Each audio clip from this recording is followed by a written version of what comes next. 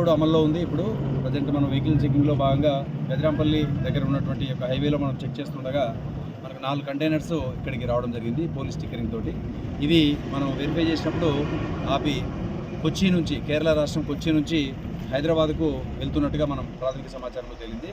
ఆ తర్వాత డీటెయిల్గా వెళ్ళినప్పుడు అక్కడ ఉన్నటువంటి సిబ్బందితో కానీ వాళ్ళతో మాట్లాడినప్పుడు ఇందులో ఈచ్ కంటైనర్, ఒక్కొక్క కంటైనర్లో దాదాపుగా 500 కోట్ల రూపాయలు అమౌంట్ తీసుకెళ్తున్నారని చెప్పి తెలిసింది. టోటల్గా 2000 కోట్ల రూపాయలు అమౌంట్ని కొచ్చి నుంచి హైదరాబాద్కు తీసుకెళ్తున్నట్టుగా తెలిసింది.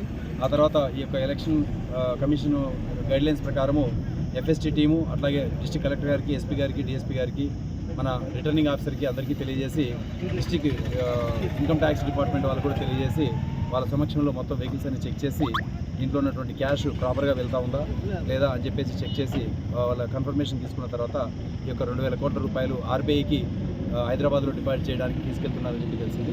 సో ఈ వెహికల్స్ని చెక్ చేసిన తర్వాత ప్రాపర్గా 2000 కోట్ల రూపాయలు ప్రాపర్గా ఉన్నాయని చెప్పి డిస్ట్రిక్ట్ ఇన్కమ్ ట్యాక్స్ డిపార్ట్మెంట్ వాళ్ళు కన్ఫర్మ్ చేసిన తర్వాత ఈ వెహికల్స్ అన్నింటినీ కూడా మనం మళ్ళీ తిరిగి పంపిస్తాము. Thank you.